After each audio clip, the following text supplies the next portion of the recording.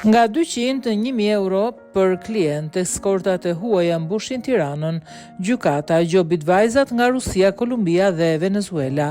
3 vajza nga Kolumbia, një nga Venezuela dhe një tjetër nga Rusia ndënuar me nga 1 milion lek gjob secila nga gjykata e Tiranës, pasi ato janë fajsuar për ushtrim prostitucioni në Shqipëri. 4 të pandehurat moshave 24, 31, 33 dhe 34 vjeç u gjykuan në mungesë në gjykatën e kryeqytetit ku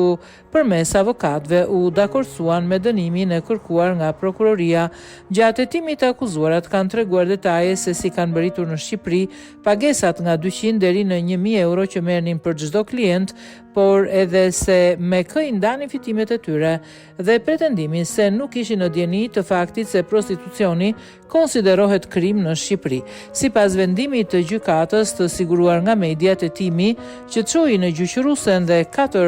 amerikano-latinet nisi në vitin 2022 pas informacioneve të grumbulluara në rrjetet sociale në internet se shtetaset e huaja, kryesisht me origjinë nga vendet e lindjes, Rusi, Poloni, Moldavi dhe Ukrainë, por edhe nga Amerika Latine, mbërrin në Shqipëri për të ushtruar prostitucion. Referuar të dhënave, ato qëndronin banesa të marra me qira për periudha 1 deri 2 mujore në Tiranë dhe më pas largohen dhe zvendësohen me vajza të tjera, çka e bënte të vështirë edhe dokumentimin e veprimtarisë palishme. Lëvizjet e vajzave që mbërrinin në Shqipëri për prostitucion koordinohen nga shtetas shqiptar të huaj që bashkëpunojnë, nga rekrutimi i vajzave, krijimi i kushteve të udhëtimit, akomodimet në Tiranë, banesa hotele deri tek ndërmjetësimi i takimeve dhe vjelja e përfitimeve.